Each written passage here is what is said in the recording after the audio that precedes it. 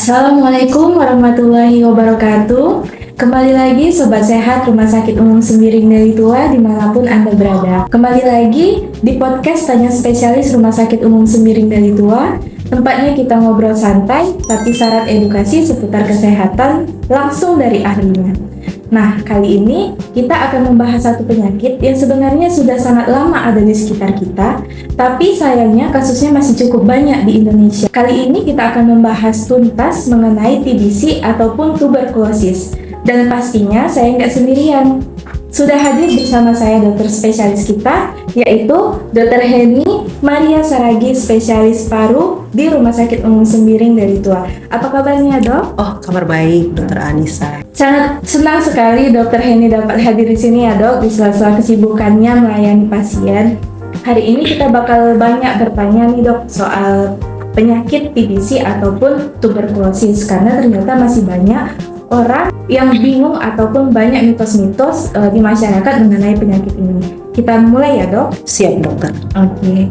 Sebenarnya apa sih, Dok, penyakit TBC itu, Dok? Karena kadang orang menganggap kalau misalnya kita sudah batuknya tidak sembuh dan lebih dari 2 minggu, langsung menganggap kita itu sakit TBC. Itu bagaimana? Kalau kita batuk lebih dari 2 minggu, memang dicurigai TBC. Tapi belum tentu TBC. Ya kan? Nah, kita itu Indonesia penderita TBC paling banyak jumlahnya nomor 2 di dunia. Bukan di Asia Tenggara, di dunia. Ya, nomor 2. Jadi penyakit TBC itu adalah penyakit yang disebabkan oleh kuman Mycobacterium tuberculosis.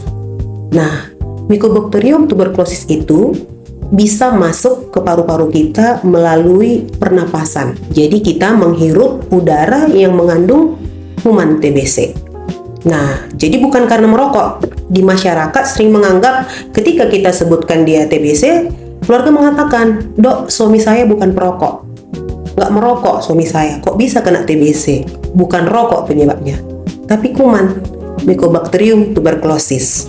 Nah, penyakit TBC ini dia tidak hanya menyerang paru-paru. Jadi ada namanya TBC paru dan TBC ekstra paru. Ya, kalau TBC paru terinhalasi, terhirup lah ya. Tapi kalau TBC tempat yang lain mungkin dia menyebar melalui pembuluh darah atau kelenjar limfe. Misalnya TBC otak, TBC pembungkus selaput otak, meningitis ya, atau TBC usus. Dan pasien juga sering mengatakan ketika didiagnosa misalnya TBC usus, dia bilang, "Dok, saya nggak ada keluhan batuk-batuk, Dok." Memang bukan keluhan batuk-batuk utamanya, tapi keluhan sesuai dengan tempatnya TBC itu terjadi.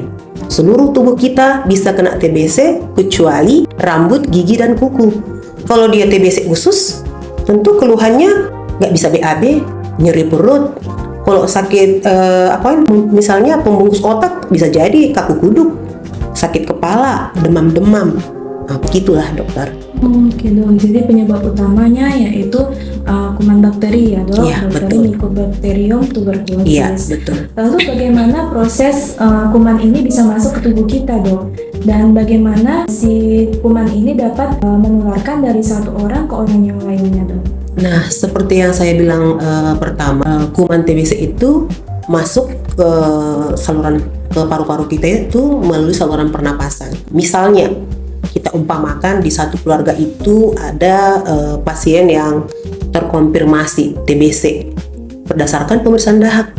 Nah, tentu anggota keluarganya ada kemungkinan 3 hal yang terjadi. Kelompok yang pertama adalah orang yang daya tahan tubuhnya sangat kuat, sehingga walaupun menghirup kuman TBC tadi, daya tahan tubuhnya bisa mematikan kuman bakteri Mycobacterium tuberculosis secara sempurna, sehingga dia sehat, tidak sakit.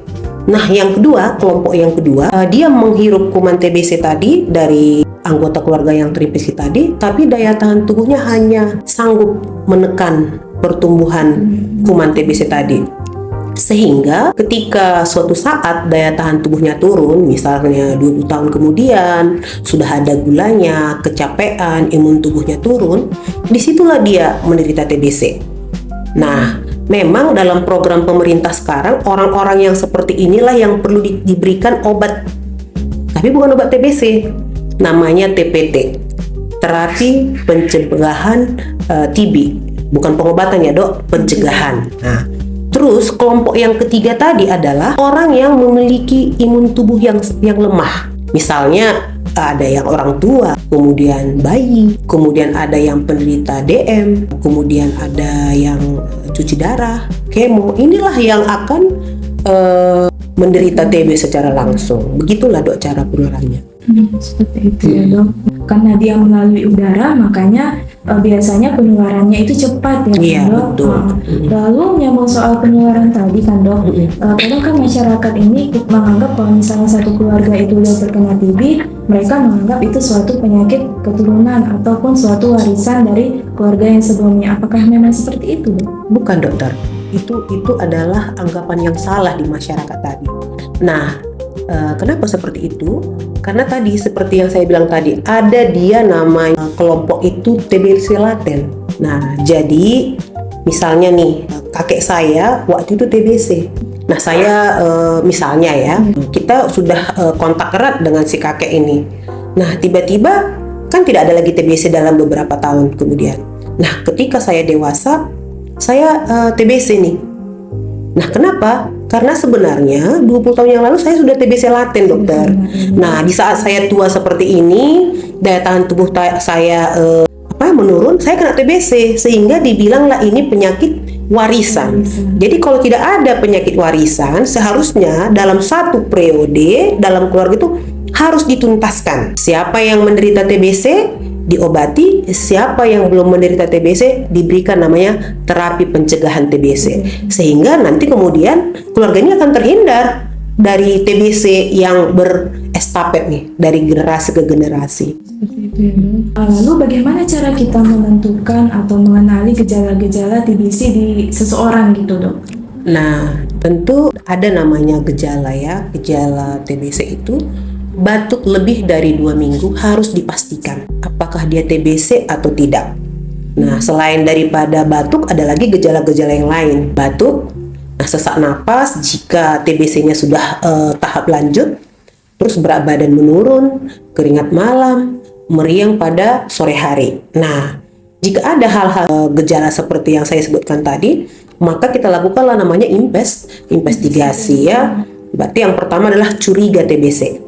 Ya, kalau curiga TBC, berarti kita lakukanlah pemeriksaan untuk menyingkirkan bahwa seseorang itu TBC apa tidak. Dengan cara, satu, mungkin dilakukan pemeriksaan dahak secara langsung. Pemeriksaan dahak yang sekarang ini ada beberapa cara ya. Yang pertama adalah namanya mikroskopis. Orang lab melihat langsung di bawah mikroskop ada tidaknya kuman. Atau ada namanya pemeriksaan sekarang namanya tes cepat molekuler. Nah, jika hasilnya ini nanti positif, maka dia sudah dinyatakan TBC secara sah ya, secara mikrobiologi, walaupun pemeriksaan foto ronsen tidak dilakukan. Jadi kadang di puskesmas itu kan ketika petugas puskesmas mengatakan pasiennya TBC dari pemeriksaan dahak, ada kadang ketidakpuasan sama pasien kan, saya kok TBC gitu kan. Padahal kalau dari pemeriksaan dahak itu sama dengan jika seseorang dicurigai mencuri dan dia memegang barang buktinya, dia udah otomatis dia pencurinya gitulah. Jadi walaupun tidak dilakukan ronsen foto, jika di dalam pemeriksaan dahak dan TCM tadi positif, dia sudah jelas TBC. Namun ketika dia sudah diperiksa TCM, sudah diperiksa mikrobiologi, ternyata dahaknya negatif dan pasien masih batuk-batuk lagi, mungkin dilakukan pemeriksaan ronsen foto. Nah, jadi dari ronsen foto itu tentu jika pasien batuk-batuk bukan karena permasalahan di paru, biasanya paru-parunya normal, karena batuk lebih dari 2 minggu juga sering pada orang dengan alergi, misalnya pada asma, bronkitis. Nah, biasanya kalau pada asma itu dia batuknya berkepanjangan, terutama pada malam ke pagi hari, tapi ronsen fotonya bagus, dokter. Jadi nanti bisa dokter mengatakan bahwa dia kalau ronsen fotonya ternyata ada permasalahan, dinyatakanlah dia TBC paru terkonfirmasi secara gejala dan foto ronsen. Itu dia tetap diobati, dokter. Berarti untuk menemukan diagnosa tersebut kita harus gejalanya dan ada pemeriksaan. Iya, pemeriksaan penunjang namanya. Pemeriksaan penunjang. Lalu ngomong-ngomong soal batuk nih kan dok, ada juga istilah penyakit bronkopneumonia. Apakah TB itu sama dengan bronkopneumonia dok? Atau mana yang lebih bahaya gitu? Sebenarnya bronkopneumonia dan TBC itu ada mirip-miripnya. Pertama, sama-sama menyerang paru-paru. Jadi kalau dia bronkopneumonia itu adalah infeksi pada parenkim paru atau jaringan paru disebabkan oleh bakteri, virus, jamur, protozoa, tetapi tidak termasuk ke yang disebabkan oleh Mycobacterium tuberculosis gitu. Nah, dan sifatnya biasanya kalau dia TBC itu kan kronik dia dokter. Jadi memang TBC itu ketika mulai terinfeksi sampai dia benar-benar rusak, dia perlu beberapa waktu yang lama. Nah, makanya kadang pasien itu datang pertama kali ke kita ketika parunya udah rusak. Karena dia tidak demam, batuknya tidak terlalu kuat, ya kan, sehingga pasien menganggap bahwa itu batuk-batuk biasa. Tapi kalau pneumonia itu kan sistemnya akut. Kemarin sehat-sehat aja dia, tiba-tiba demam tinggi, batuknya kuat, berdahak, mengganggu, sehingga pasien begitu cepat datang ke rumah sakit. Jadi berbeda dia, tapi sama tempat terjadinya gitu. Begitu. Untuk pengobatan TBC ini sendiri gimana dok? Nah, sekarang ini ada namanya TBC itu dibagi menjadi beberapa ya. Yang garis besarnya kita sebutkan namanya TBC sensitif obat dan TBC resisten obat. Nah, TBC sensitif obat itu ketika kita lakukan pemeriksaan TCM ini, dia memang hasil pemeriksaannya masih sensitif obat. Diberikanlah dia pengobatannya minimal 6 bulan, minimal. Kontraknya 6 bulan. Jika dia putus kontrak, ya pasti akan ada permasalahan. Nah, kontraknya minimal 6 bulan. Kalau dia dengan gula, ada DM ya, mungkin diperlama jadi 9 bulan. Nah, namun jika TBC sensitif obat ini ternyata tidak melakukan pengobatan secara tuntas, putus-putus berobat, mendapat pengobatan yang tidak standar, misalnya bisa aja dokter memberikan panduan pengobatan yang tidak standar, dok. Inilah yang kemudian berisiko menjadi TBC resisten obat. Resisten obat itu artinya kuman TBC yang ada pada penderita itu tidak respon lagi terhadap pengobatan awal. Nah, sehingga harus diganti. Nah, ketika yang TB resisten obat ini berasal dari orang yang sebelumnya tidak teratur makan obat, nah ini akan di masyarakat kan batuk-batuk. Dia akan menularkan kepada orang yang belum pernah terinfeksi TBC. Otomatis orang yang di sampingnya itu yang menghirup kuman dari MDR ini otomatis menjadi MDR juga. Itu namanya MDR primer. MDR primer itu seseorang yang riwayat pengobatannya tidak ada, tiba-tiba ketika dilakukan pemeriksaan TCM, tahu-tahu dahaknya sudah resisten. Padahal berasal dari orang yang tidak mengikuti protap pengobatan TB gitu, dokter. Makanya memang sebenarnya TBC ini pengobatannya sangat panjang gitu. Iya, betul. Harus ada kontraknya. Jangan sampai putus kontrak. Nah, makanya bagi sobat sehat Rumah Sakit Sembiring, kalau misalnya memang ada keluhan seperti itu, berobat aja langsung ya kan dok. Apalagi di rumah sakit kita juga ada spesialis parunya ya kan dok. Untuk di Rumah Sakit Sembiring dok, akses apa aja yang bisa didapatkan sama pasiennya dok? Nah, jadi di Rumah Sakit Sembiring ini kita ketika ada pasien kita yang dengan gangguan pernapasan, nah karena di Sembiring itu memang karena dia kalau ada gangguan pernapasan sudah langsung ya kita lakukan ronsen foto ya, itu udah prosedur tetapnya ya. Nah, ketika dari ronsen foto itu tentu kita harus melihat.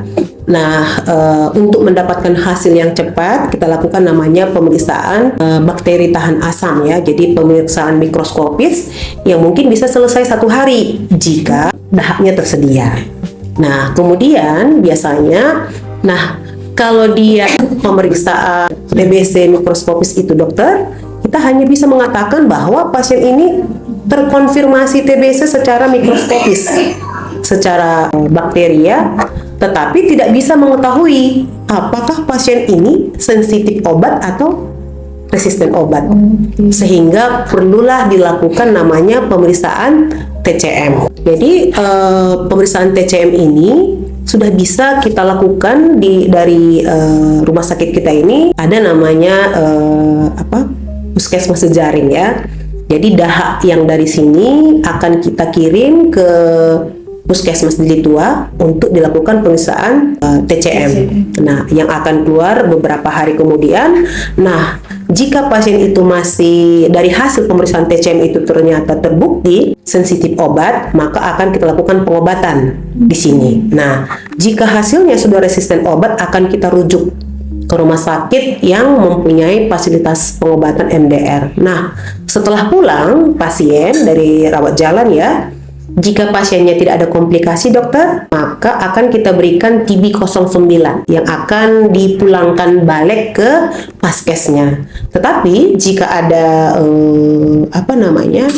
TBC paru dengan kelainan-kelainan khusus, ya misalnya dengan efusi pleura, pneumotorak, kemudian ada DM, gagal ginjal, maka akan kita tangani di sini. Nah, begitu dok pengobatannya secara berkesinambungan. Sangat hebat podcast kita hari ini ya dok. Jadi untuk masyarakat sekitar Deli Tua dan sekitarnya memang sebenarnya kita nggak perlu ragu untuk berobat ya kan dok. Ya, Kalau betul. misalnya kita sudah ketemu dengan gejala dan pengobatannya juga kalau misalnya kita teratur mengikutinya, dia bakal sembuh juga ya Iya, kan dok. betul.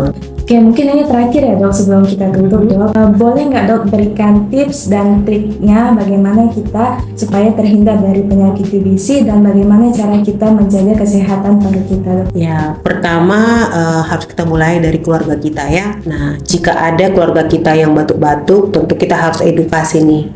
Apalagi batuk lebih dari 2 minggu, disarankan pastikanlah batuknya itu karena apa. Nah, terus kadang di masyarakat itu tidak mau berobat ya dok. Jadi perlu saya terangkan, saya seringkali memberikan perumpamaan kepada pasien tentang cara pengobatan TBC. Jadi pengobatan TBC ini kalau kita bandingkan, maksudnya kita umpamakan itu percis seperti memadamkan api rumah yang terbakar. Misalnya ada nih kelompok A ya, nama si A ini dia sakit, rumahnya terbakar. Tapi ketika rumahnya terbakar sedikit, kita bilang nih rumah ibu terbakar. Sehingga ketika apinya dipadamkan maka rumahnya bagus. Kemudian ada yang kelompok B, kita bilang rumahnya terbakar bu, dia tidak matikan, dia tidak peduli. Nah, ketika dipadamkan umpamanya 5 jam kemudian, apinya mungkin bisa mati, tapi rumah yang terbakar tidak akan terbangun lagi, sehingga dia akan akan terganggu karena rumahnya terbakar nih. Nah, begitu juga dengan pengobatan TBC. Misalnya kelompok A, batuknya lebih dari 2 minggu, dia pastikan nih ternyata dia TBC, tapi kerusakan parunya masih sedikit. Dia makan obat TBC, kuman TBC-nya mati, dia sembuh, parunya nggak cacat, dia tidak sesak napas. Nah, kelompok B, dia ketika datang, parunya udah rusak. Kenapa dia terlambat datang? 1, dia tidak tahu. Yang kedua, sudah tahu, tapi tidak mau berobat. Nah, tentu ujung-ujungnya nanti di akhir pengobatan, kuman TBC-nya mati juga tetap, karena memang tujuan pengobatan TBC adalah membunuh kuman TBC, bukan memperbaiki yang sudah rusak. Nah, sehingga ketika dia sembuh nanti kumannya mati tapi paru-parunya rusak, sehingga setiap harilah dia akan sesak napas, sehingga dia menganggap, dipikirnya kalau sudah selesai makan obat TBC sesaknya hilang. Tidak, makan obat TBC itu adalah mencegah supaya jaringan paru-paru yang masih bagus tidak rusak dokter. Jadi bukan memperbaiki paru-paru yang udah rusak. Jadi supaya kita tetap sehat, tidak mengalami sesak napas, kemudian jika TBC cepatlah diobati. Jadi tujuan pengobatan TBC adalah 1, mencegah penularan. Yang kedua, mencegah kecacatan. Jadi jangan minta kalau sudah cacat dibagusilah dok, karena cacat itu adalah kerusakan yang sudah permanen. Nah, itulah dok yang bisa saya sampaikan hari ini. Oke, luar biasa sekali podcast kita hari ini ya dok. Jadi kalau misalnya ada keluhan, batuk-batuk, demam, ataupun sesak seperti itu ya kan dok, dan tidak sembuh, langsung saja datang ke rumah sakit ataupun puskesmas terdekat. Baik, terima kasih banyak Dr. Heni atas waktu dan ilmunya yang sangat insightful hari ini ya, Ya, Dok. sama-sama Dokter Anissa. Oke, baiklah Sobat Sehat Rumah Sakit Umum Sembiring Deli 2. Tadi itu obrolan kita seputar TBC. Semoga informasi hari ini dapat bermanfaat dan membuat kita semua lebih peduli pada kesehatan paru. Jangan lupa untuk terus saksikan podcast Tanya Spesialis Rumah Sakit Umum Sembiring Deli 2 untuk info kesehatan lainnya. Saya Dr. Anissa dan Dr. Heni pamit undur diri. Salam sehat, tetap semangat, dan sampai jumpa. Assalamualaikum warahmatullahi wabarakatuh.